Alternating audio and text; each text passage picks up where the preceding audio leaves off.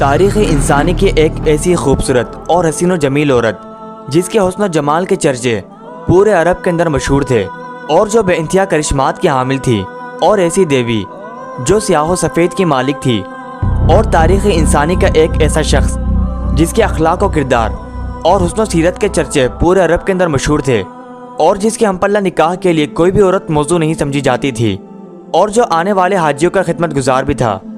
دوستو، آج کی ویڈیو میں ہم یہ جانیں گے کہ یہ حسین و جمیل لڑکی اور باکردار لڑکا جن کا ذکر قرآن مجید میں لات اور عزا کے نام سے آیا ہے، وہ دونوں کون تھے، اور اہل عرب ان کی قسمیں کیوں کھایا کرتے تھے، اور عرب کے لوگوں نے ان کی پوجا کب اور کیوں شروع کی تھی۔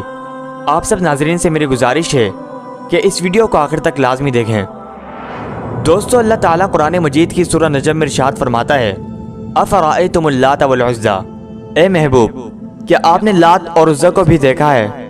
دوستو، عرب کے لوگ بتوں کی پرستش میں ڈوبے ہوئے تھے، اور مشرکین مکہ کے دو بڑے بت تھے، ایک کا نام لات اور دوسرے کا نام عزا تھا۔ مشرکین کا یہ عقیدہ تھا کہ لات خوشحالی، زرخیزی اور خوبصورتی دیتا ہے، اور عزا جسے کفار خدا کی بیٹی بھی کہتے تھے۔ کفار کا ماننا تھا کہ عزا سیاہ و سفید کی مالک ہے، دن رات کو بدلنا اور موسمی تبدیلیوں کا کام بھی عزا کے سپرد ہے، اور بات بات پر لوگ لات اور عزا کی قسمیں کھایا کرتے تھے، کیونکہ ان لوگوں کے درمیان لات اور عزا کی پاکیزگی اور اخلاق و کردار بہت زیادہ مشہور تھا۔ دوستو، کاہن اور نجومی لات اور عزا کا نام لے کر خوب پیسے بناتے تھے۔ ناظرین، عرب کے اندر ایک مشہور اور نیک سیرت آدمی تھا جس کا نام لات تھا۔ چونکہ مکہ میں لوگ زیارات کے لیے آتے تھے، اس لیے آئے گئے مہمانوں کی خاطر مدارت کرنے کے لیے وہ ان کو ستو پلایا کرتا تھا۔ وہ بہت ہی رحم دل انسان تھا اور ہر کسی کی مدد کرتا تھا۔ صحیح بخاری کی حدیث نمبر 4859 میں حضرت ابن عباس رضی اللہ عنہ کا یہ قول نقل ہے کہ لات ایسا شخص تھا کہ جو حاجیوں کے لیے ستو گھولتا تھا۔ دوستو، یہ بات بھی جان لیں کہ اسی زمانے میں عزا نامی ایک نیک اور شریف لڑکی تھی۔ عزا کے بارے میں یہ مشہور تھا کہ وہ اللہ کی بیٹی ہے، نعوذ باللہ، کیونکہ وہ طائف کے لوگوں کو ایک ویران مکان سے ملی تھی اور اس کے والدین کا کسی کو بھی علم نہ تھا۔ دوستو، جب وہ جوان ہوئی تو انتہائی خوبصورت اور حسین و جمیل تھی، لہذا جو کوئی بھی مرد اس کو بری نظر سے دیکھتا تو وہ کسی نہ کسی بیماری میں مبتلا ہو جایا کرتا تھا۔ دوستو، جب ان دونوں کے چرچے پورے عرب کے اندر مشہور ہوئے تو مکہ اور طائف کے سرداروں نے فیصلہ کیا کہ کیوں نہ لات اور عزا کی شادی کرا دی جائے۔ پھر باہمی مشاورت کے بعد ایسا ہی طے پایا، چنانچہ فیصلے کے مطابق لات اور عزا کی شادی کرا دی گئی۔ پھر شادی کے بعد وہ اپنے گھر چلے گئے۔ پھر اس کے بعد سے لوگوں کو آج تک کبھی بھی نہ مل سکے۔ لات کے چاہنے والے یہ کہنے لگے کہ لات اور عزا ہمیشہ کے لیے امر ہو گئے، جبکہ عزا کے چاہنے والے یہ کہنے لگے کہ عزا کو کبھی کسی مرد نے ہاتھ نہ لگایا تھا، اسی لیے اس کی اس پاکیزگی کو ہمیشہ کے لیے بچا لیا گیا ہے۔ دوستو، پھر اس کے بعد سردار عمر بن لہی نے لوگوں کے رویوں کو دیکھتے ہوئے ان دونوں کے بڑے بڑے بت بنا دیے۔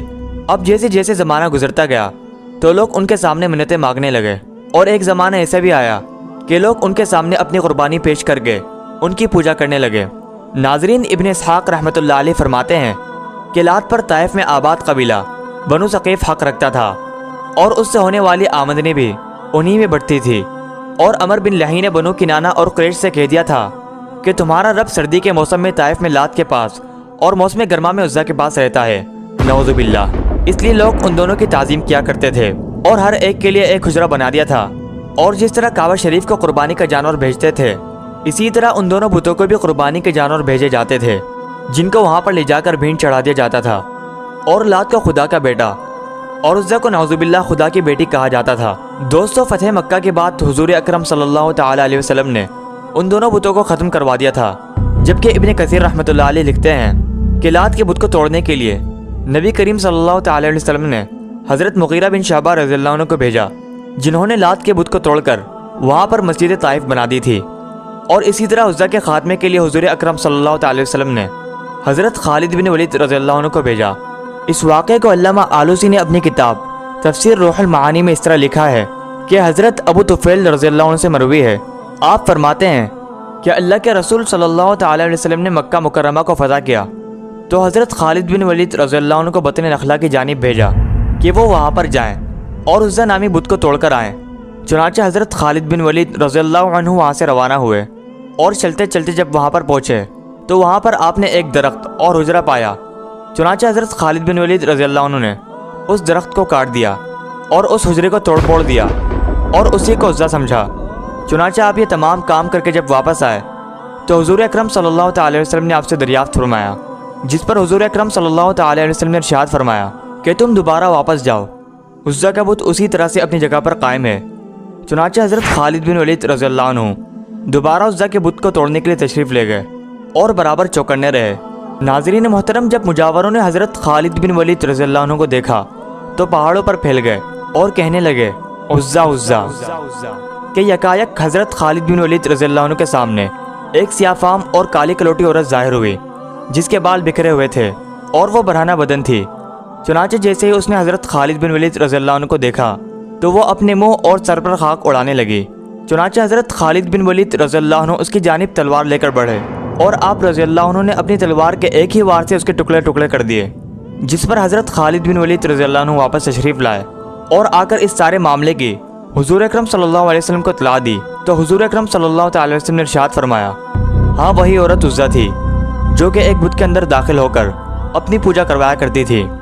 दोस्तों, इस तरह से मुशरिकीन के दो बड़े बुतों यानी लात और उज़्ज़ा को इस दुनिया से हमेशा हमेशा के लिए ख़त्म कर दिया गया और मक्का की पाक सरजमीन को बुतों की निजात से हमेशा हमेशा के लिए पाक कर दिया गया। दोस्तों, कैसे लगी आपको आज की वीडियो? कमेंट में अपनी राय का इज़हार ज़रूर करें।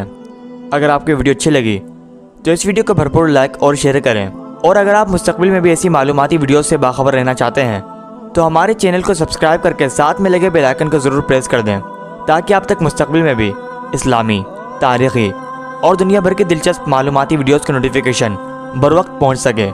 इजाज़त दीजिए हमें, मिलते हैं एक और नई वीडियो के साथ। अपना ख्याल रखें। अल्लाह ताला हम सब का हामी व नासिर हो।